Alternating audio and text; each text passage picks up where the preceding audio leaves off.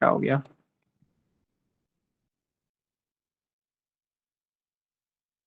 अच्छा, उसके बाद 5.8 तक जा रहा है। कहां से शुरू हो रहा है? 20 से 25, 5.8 तक जा रहा है। 20 से 25, 25, 5.8,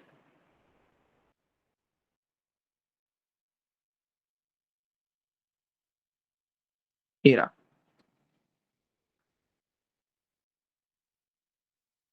ठीक है, ऐसा लंबा बार बना। 25 से 30 में कितना आ रहा है? 4 आ रहा है। 4 आ रहा है 25 से 30 में, ये रहा। 3 मार्क का मिलता है, 3 मार्क का रिवॉर्ड है इसके अंदर भी। जल्दी जल्दी कर लोगे तो और अच्छा है। 0.5 आ रहा है 30 से 60 में, 36 में 0.5। अच्छा, लास्ट में बिल्कुल ही 0.5 में इन्होंने दे दिया, लाइक दिस। बन गया। चलो, Jamila says the histogram shows that there are the same number of students in the 5 to 10 group as in 10 to 20 group. Explain why she is wrong. बताओ क्यों गलत है। वो कह रही है कि ना 5 to 10 के क्लास के अंदर और 10 से 20 क्लास के अंदर बच्चे सेम है। बहुत अच्छा क्वेश्चन है ये। वो पूछ रहे हैं कि रॉन्ग क्यों है, इसको बताओ। वो कह रही है ये भी अगर 1.6 आ रहा है, उसकी हाइट भी 1.6 है, इसकी भी हाइट 1.6 आ रही है, तो दोनों बच्चे जो हैं वो इस क्लास के अंदर आ रहे हैं। 5 टू 10 के अंदर भी जो बच्चे आ रहे हैं और 10 टू 20 के अंदर भी जो बच्चे आ रहे हैं, ये दोनों सेम नंबर के हैं। क्वांटिटी सेम है।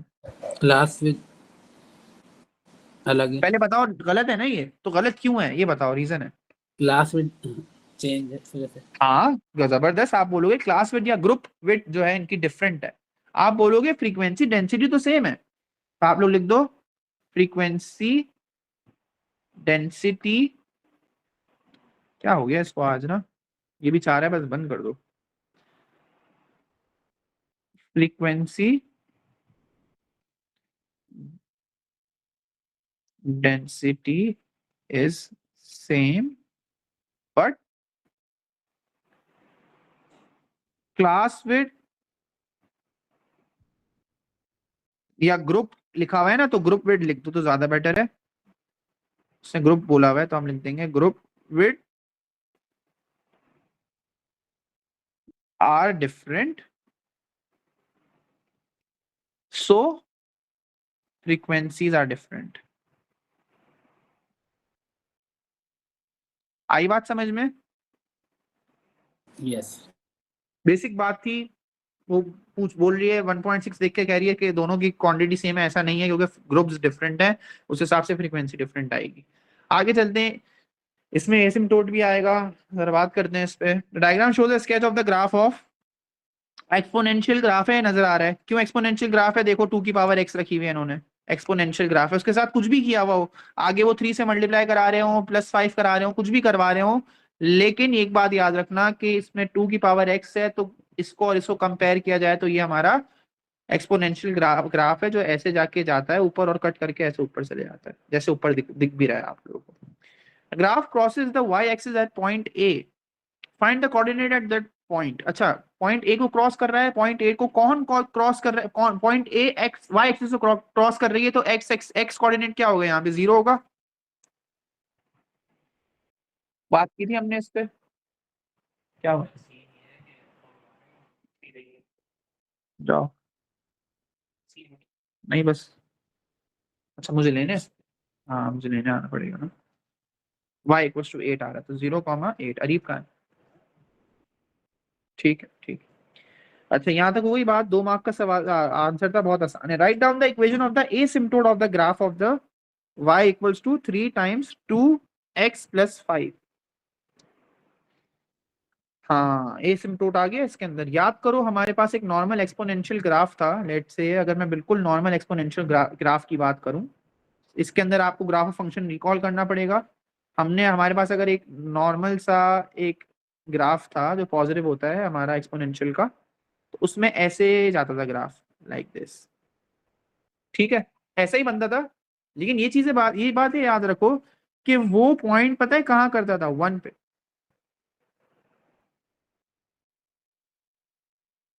थोड़ा सा मैं भी कंफ्यूज हो रहा हूँ। अगर हम बात करें, हाँ बिल्कुल सही है। और इसके अकॉर्डिंग कभी 0 नहीं आ सकता था, ये हमने बात की थी। कभी भी हमारा ग्राफ नीचे नहीं जा सकता था, कभी भी हमारा ग्राफ जो है वो y इक्वल्स टू 0 शो नहीं कर सकता। अब y इक्वल्स टू 0 क्यों नहीं शो कर सकता था, अब मैं समझाता हूँ, गौर करना जरा इस बात में। अगर मैं बेसिक एक्सपोनेंशियल ग्राफ देखूं, फॉर एग्जांपल ये है, आप x की कोई भी वैल्यू रख लो, क्या कभी y 0 आ सकता है, ये बताओ। हाँ नहीं नहीं नहीं, वैसे बताओ, इंडाइसिस के अकॉर्डिंग बताओ कि अगर मैं x की कोई भी वैल्यू रखूंगा, y कभी भी 0 आ सकता है? No sir. नहीं आ सकता, जबरदस्त, बिल्कुल भी नहीं आ सकता। ठीक है, तो हम लोग ये कह सकते हैं कि अगर हम इवन तो हम अगर अगर टू की पावर 0 भी रख रहे हैं तो हमारा आंसर क्या आएगा, y का 1।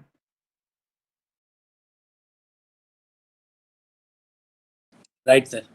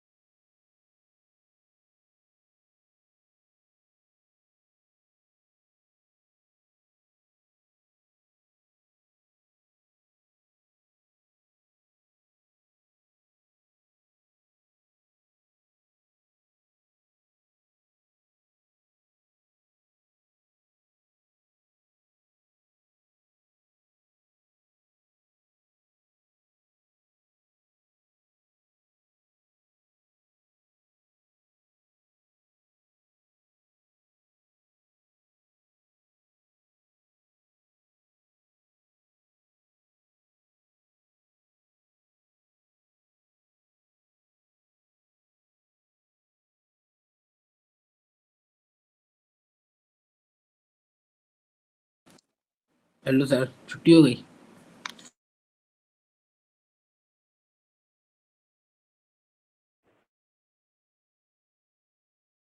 हेलो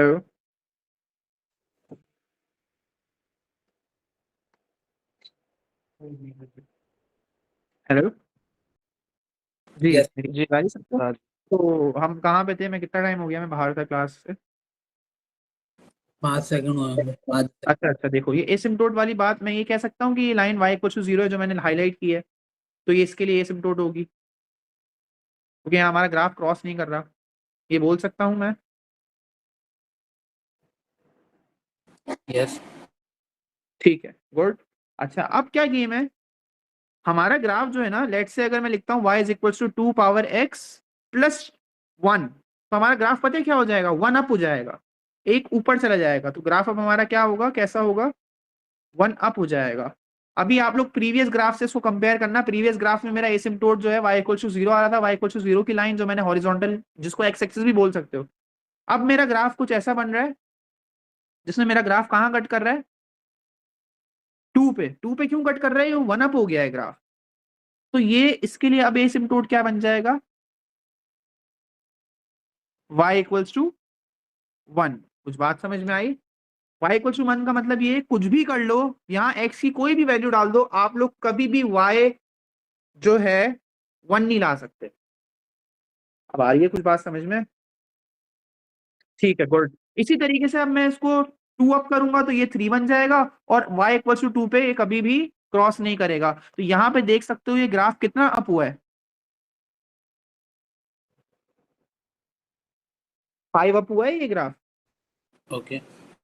ठीक है, अभी अगर 5 अप हुआ है ना, तो ये जो हमारा पहला स्टेप बनता है ना, इस पे ये 6 पे जाके क्रॉस कर रहा होगा, और y इक्वल्स टू 5 पे इसका एसिम्प्टोट होगा, तो y इक्वल्स टू 5 इसका आंसर है। आई नो थोड़ा सा न्यू है आप लोगों के लिए ये, लेकिन बड़ा इंटरेस्टिंग है। ग्राफ को अप डाउन करना सीखो। अगर मैं आप लोगों को बोलता हूँ ना graph y is equals to x square है, तो आप लोग बोलोगे सर ग्राफ ऐसा बनेगा, ऐसा बनेगा, बिल्कुल ऐसा properly quadratic happy face graph बनेगा। लेकिन अगर मैं कहता हूँ ना y is equal to x square plus 1, तो इसका मतलब है ग्राफ 1 अप हो गया है, तो ग्राफ अब कैसा बनेगा, ग्राफ अब ऐसा बनेगा। एक क्वाड्रेटिक ग्राफ का भी ऐसा ही होता है कॉन्सेप्ट। सही। तो ये सारे ग्राफ्स का, अभी ये वाले ग्राफ का, एक्सपोनेंशियल ग्राफ का ये कॉन्सेप्ट है कि एक्सपोनेंशियल ग्राफ, अगर हम लोग सिर्फ बेसिक ग्राफ ले रहे हैं, ए एक्स लिख रहे हैं y equal to a is any constant number, तो हमारे पास जो बेसिक होगा वो ये होगा कि ये 1 पे इसका पहला स्टेप होगा, ये 1 पे जाके ऐसे क्रॉस करेगा, और कभी भी 0 नहीं हो सकता, y इक्वल टू 0 को कभी क्रॉस नहीं करेगा, x एक्सिस को कभी क्रॉस नहीं करेगा। अगर मैंने इसको +2 लिख दिया तो हमारा ग्राफ +2 मतलब 2 अप चला गया हमारा ग्राफ, अब हमारा ग्राफ यहाँ बन रहा है, और हमारा इससे नीचे y इक्वल टू 1 को कट नहीं कर सकता। बातें समझ में आ रही है सारी? Yes sir. ये थोड़ी सी न्यू चीज थी, इंशाल्लाह इसके और क्वेश्चंस मिलते हैं तो मैं आप लोगों को जरूर डिस्कस करूंगा।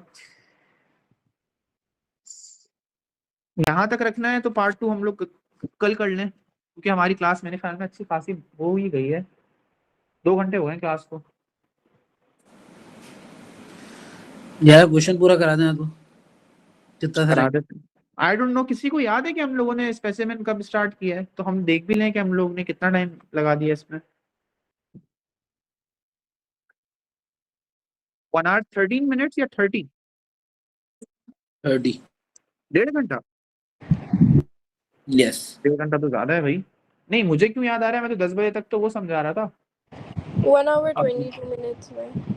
मुझे कम लग रहे हैं, मुझे 1 आवर 15 के करीब लग रहे हैं। बहरहाल देख लेंगे बाद में जब इसकी वीडियो पूरी रिकॉर्ड हो जाएगी। अच्छा फंक्शंस निकालते हैं तो ये हो जाएगा f3। स्टिल अगर मैं आप लोग अगर 1 आवर 30 भी कंसिडर करूँ तो हमारे पास आधा घंटा है। And of course I am explaining to you guys, तो मुझे टाइम लग रहा है। अगर एक्सप्लेन नहीं करूँ तो आप लोग की तरह, आप लोग जिस तरह एज एन स्टूडेंट मैं बताऊं तो ये बच्चा मेरे ख्याल में 1 घंटा 45 मिनट में तो कंप्लीट कर ही सकता है, ताकि वो 15 मिनट रीचेकिंग में रखे, हो जाएगा। चलो, कंपोजिट फंक्शन ये भी न्यू है, नया आया है। पहले से आईजीसीएसई में था, जीसीई ओ लेवल्स के अंदर नया है कंपोजिट फंक्शन जीएफएक्स। तो अब क्या करेंगे, समझाया था मैंने तरीका। एफ को अंदर भेज दो, जी बाहर ही रहने दो, एफ एक्स की इक्वेशन को लिख दो तो ये 5x+2 बन जाएगा। Now this time ji 5x+2 है, जी एक्स है और यहाँ जी 5x+2 लिखा हुआ है, मतलब x की जगह पे हमें क्या लिखना पड़ेगा, रिप्लेस करना पड़ेगा 5x+2। तो ये बन जाएगा हमारा G F X is equals to, x square है ना तो हम लिख देंगे एक्स स्क्वायर की जगह 5+2 का होल स्क्वायर -5। और इसको इस फॉर्म में देना है तो इसको सॉल्व करना पड़ेगा, तो हो जाएगा 25x² + 10x + 4 -5। बहुत बच्चों का सवाल होता है सर ये कैसे कर लिया 25x² और ये सब, तो फर्स्ट आइडेंटिटी लगाई है मैंने, a² + 2ab + b²। चलो यहाँ पे आ गया -1, ये आपका आंसर है।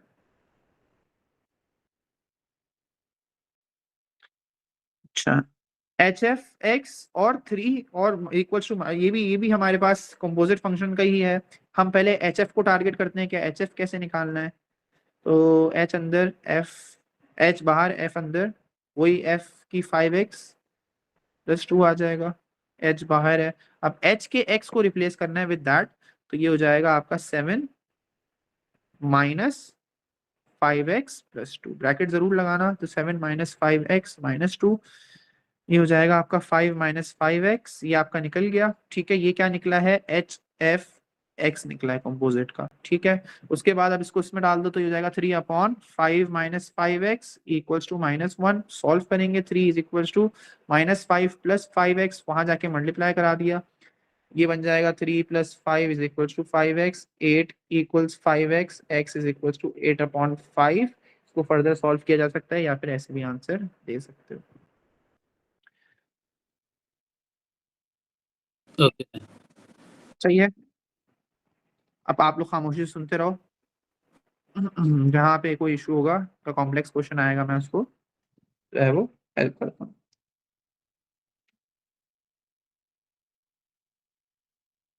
न्यूमरेटर सॉल्व नहीं करते, डिनोमिनेटर सॉल्व नहीं करते, न्यूमरेटर सॉल्व करते हैं अगर सिंपलेस्ट फॉर्म और सिंगल फ्रैक्शन की बात कर रहे हो। अभी मैंने ट्रांसफॉर्म वेक्टर का क्वेश्चन स्किप कराया है क्योंकि मैं चाह रहा हूँ पहले ये कर लेते हैं, इजी कर लेते हैं।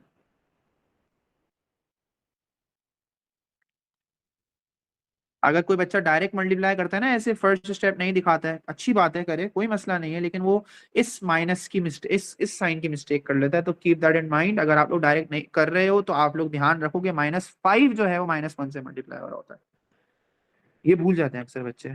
तो ये हो जाएगा आपका 13 + 13 और माइनस हो रहा है ना, तो 13 - 11x/3x माइनस में, किसी ने अगर डिनोमिनेटर सॉल्व कर लिया तो भी कुछ मसला नहीं है, अगर नहीं भी किया तो भी कोई मसला नहीं है।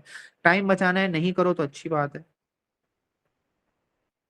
अगर सिंगल फ्रैक्शन वाला क्वेश्चन आए तो।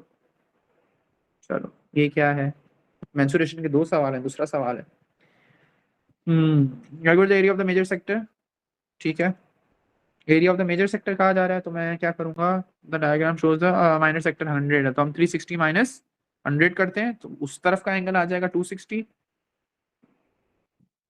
260 upon 360 multiplied by pi r square, 3 square radius 3 है, ये बन जाएगा आपका 26 and 36, 26 upon 36 multiplied by pi multiplied by 9, 9 4 जा 36, 4 1 जा 4, 4 2 जा 13, 13 पाई अपॉन 2 आंसर हो गया। 3 मार्क बहुत इजीली निकाला है मैंने, कुछ भी नहीं था, बहुत आसान क्वेश्चन था ये।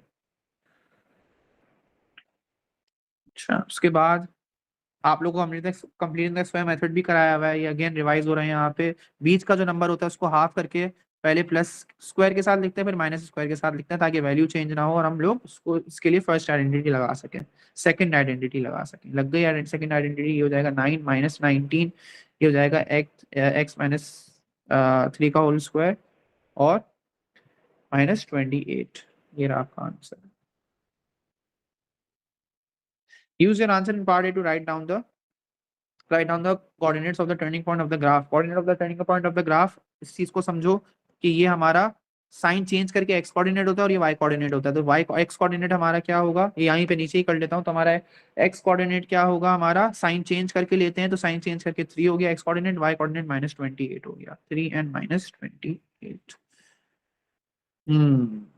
अभी मैंने वेक्टर छोड़ा हुआ ही है, बाद में करेंगे सुकून से। ये आ गया हमारा सर्ट्स। देखो सर्ट्स की एडिशन सब्ट्रैक्शन सब आती है सिलेबस के अंदर, तो सिंप्लीफिकेशन करके हमें ऐड करना पड़ेगा। 75 25 टाइम्स 3 अंडर रूट सिंप्लीफाई हो गया। फैक्टर्स निकालने होते हैं, जहां तक मैंने पूरा सर्ट्स बढ़ाया है कोई देख सकता है, सिंप्लीफिकेशन ऑफ सर्ट्स में आराम से मिल जाएगा। अच्छा, अब यहाँ हो जाएगा 9 मल्टीप्लाई बाय 3, तो ये बन जाएगा under root of 25 multiply by under root of 3, और ये हो जाएगा under root of 9 multiply by under root of 3। ये बन जाएगा 5 multiply by under root 5 under root 3, direct लिख देते हैं 5 अंडर रूट ऑफ 3, ये बन रहा है plus 3 under root of 3, 8 under root of 3। Easy part ही बचा है एंड में, कोई मुश्किल चीज नहीं है। रैशनलाइजेशन है, मैंने पढ़ाई भी है। आपको क्या करना पड़ता है, थर्ड आइडेंटिटी लगाने के लिए सेम चीज से मल्टीप्लाई करवाना पड़ता है, बस साइन चेंज करनी पड़ती है ताकि थर्ड आइडेंटिटी अप्लाई और डिनोमिनेटर से अंडर रूट रिमूव हो जाए। अंडर रूट नहीं चाहिए होता है, सर्ट फॉर्म नहीं चाहिए होती है डिनोमिनेटर में। तो 2 plus under root of 5, 2 minus under root of 5, और ऊपर आ जाएगा 3 bracket 2 minus under root of 5।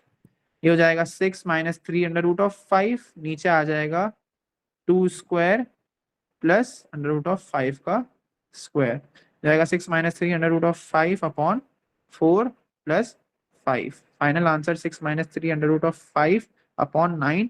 Further simplify करके भी दे दो तो ऊपर कॉमन लेंगे, ऊपर कॉमन में हम 3 ले सकते हैं, यहाँ आ जाएगा 2 minus under root of 5 upon 9, 3 1 जा 3, 3 2 3 3 जा 9। फाइनल आंसर होगा हमारा 2 minus under root of 5 upon 3। 3 mark secure. मैंने कुछ गड़बड़ की है, मुझे लग रहा है आंसर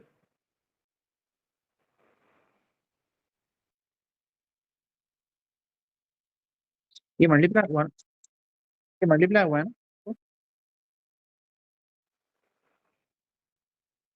मैंने आइडेंटिटी में गड़बड़ की है, देखो ये रही, छोटी सी मिस्टेक है, ज्यादा बड़ी नहीं है,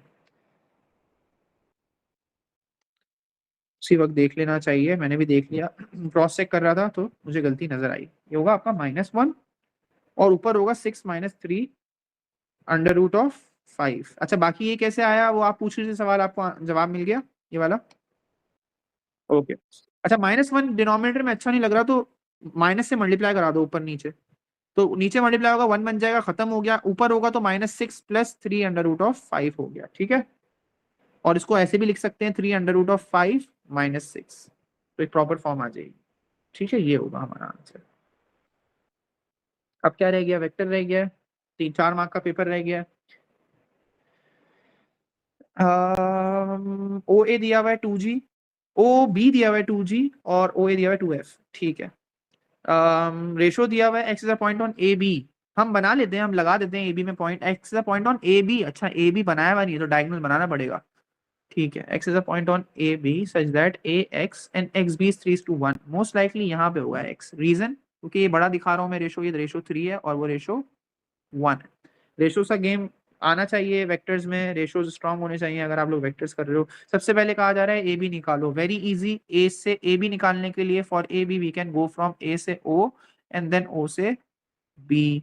तो ए से ओ जाने के लिए आपने -2f लिखना पड़ेगा, एंड देन ओ से बी जाने के लिए आपको +2g लिखना पड़ेगा।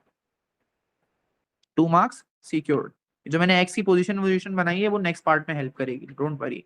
अब आप लोगों ने क्या निकालना है, xc निकालना है। अच्छा, xc जाने के लिए पहले पता होना चाहिए कि हम क्या तरीका या क्या रास्ता ले सकते हैं। So we can go from, for xc we can go from x से b एंड देन b से c। b से c आसान है क्योंकि o से a और b से c सेम होगा, पैरेललोग्राम है ये। अगर वो भी 2f है नीचे, डिनोमिनेटर नीचे 2f है नीचे वाली लेंथ, तो ये ऊपर भी 2f होगी। ए ओ ए भी 2f है, बी सी भी 2f है। हमें क्या चाहिए, एक्स भी चाहिए। हमने ए भी निकाला हुआ है, हमें एक्स भी चाहिए। हम रेशियोज में ब्रेक कर देते हैं जरा इसको।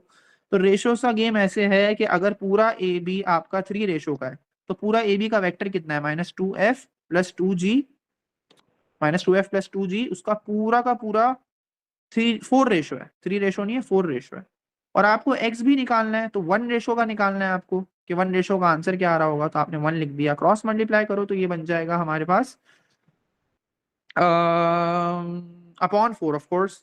तो ये हो जाएगा -2f + 2g अपॉन 4। ये आपका निकल जाएगा फिर क्या, ए बी था ऊपर, ये आपका निकल जाएगा एक्स बी। ठीक है, मेरे ख्याल में तो ये भी आसान था। यहां तक हो गई बात। अब क्या करोगे, एक्स बी निकल गया, यहाँ पे यूज कर लो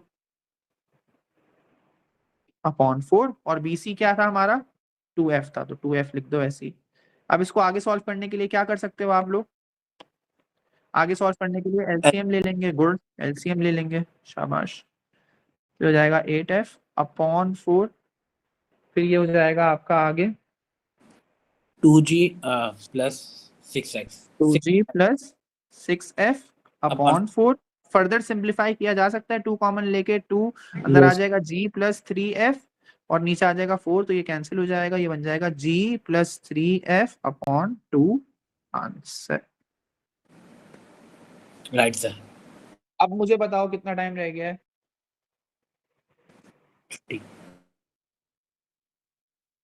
पूरे टाइम में हो गए, 2 घंटे हो गए। चलो ठीक है, तो ये था आपका। टाइम बचाने की कोशिश पूरी पूरी करनी है, क्यों, ताकि आप लोग देख सकोगे भाई ऊपर जाके कि हमने क्या छोड़ा है, क्या गलत किया है। अच्छा, रीचेकिंग में सबको सबको चिढ़ होती है। मेरे हर स्टूडेंट बोलता है सर हम रीचेक नहीं करेंगे, हम अच्छे से अच्छा करके आ जाएंगे, हम रीचेक नहीं करेंगे। रीचेक पता है कैसे करना है, टाइम मिला है 15 मिनट का, मैंने कहा 15 मिनट तो रखने ही रखने हैं, किसी ने ज्यादा रख दी अच्छी बात है। क्या करना है, थोड़ा सा है ना, बच्चों वाले क्वेश्चंस को छोड़ दो। बच्चों वाले क्वेश्चंस क्यों छोड़ दो, आप लोग वन टाइम में ही अच्छा कर सकते हो। उनमें अक्सर बच्चे ऐसे होते हैं कि बहुत फास्ट जाने के लिए उसमें भी गलती करते हैं, लेकिन जो 1-1 मार्कर है ना, उन पे अटेंटिव रह के कर लो, ताकि उनको रीचेक ना करना पड़े। क्योंकि 1-1 मार्क के लिए बोलते हैं सर इतने सारे क्वेश्चन है हम नहीं चेक कर रहे। हाँ, जिनमें ज्यादा मार्क आ रहे हैं ना, देखो 1 मार्कर है, इनको रीचेक करने की जरूरत नहीं है, अगर अगर आप लोग उसको अटेंटिवली एक दफा में ही कर रहे हो तो। हाँ, इसको देख लो, एक दफा स्केल पकड़ा, दोबारा डी पकड़ा, प्रोट्रैक्टर देख लिया, यार इतना ही आ रहा है, यार इतना ही है, अच्छा हाँ यहाँ इतना ही लिखा है, चलो ठीक है। रेसिप्रोकल को कोई नहीं चेक करेगा, बहुत बेकार बात है, इसको भी कोई नहीं चेक करेगा। इसको चेक कर लेंगे यार एक दफा कि हमने कहीं स्टेप में गलती तो नहीं करी है, सही है नहीं करी है, आंसर है। इसको कोई भी चेक नहीं करेगा, पक्के होते हैं इसके अंदर सब बच्चे। इसको भी कोई चेक नहीं करेगा, आसान है ये क्वेश्चन, आसान है।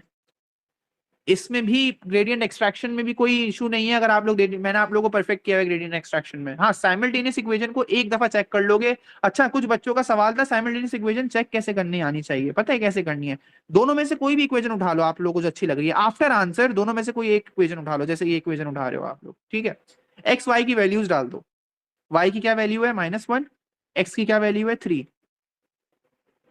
बन गया 6 - 7 और -1, तो ये -1 = -1। जब लेफ्ट राइट पे सेम आंसर आ देंगे ना, तो इसका मतलब आपने साइमल्टेनियस इक्वेशन सही किया है। तो ये आप साइमल्टेनियस इक्वेशन P1 में चेक कर सकते हो।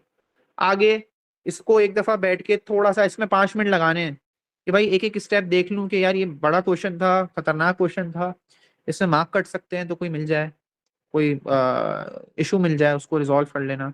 ये आसान है, इसमें मैं वो नंबर पैटर्न का कोई मसला नहीं होता।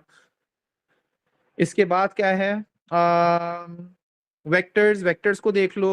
रिकरिंग डेसिमल्स भी आसान है, और इसमें अक्सर बच्चे भूल जाते हैं कोई प्रॉपर्टी बताना, तो प्रॉपर्टीज को देख लो कि मैंने सारी प्रॉपर्टीज मेंशन की है, जो जो स्टेप किया है वो देख लो। अगेन इसमें गलतियां बहुत होती हैं, इसमें बीच में एंड के खा जाता है कोई बच्चा, या फिर ओनली वालों में मसला करता है, तो एक दफा टैली कर लो इसको, ठीक है। हिस्टोग्राम का कोई इशू नहीं है, हिस्टोग्राम भी एक दफा में ही सही बन जाता है। फंक्शंस भी आसान है, वेक्टर्स तो अभी देख लिया, वेक्टर्स में सिर्फ रेशोज वाला गेम देख लिया करो, क्या हमने रेशोज वेक्टर्स वाला गेम सही किया, रेशोज वाला गेम सही किया है, बस।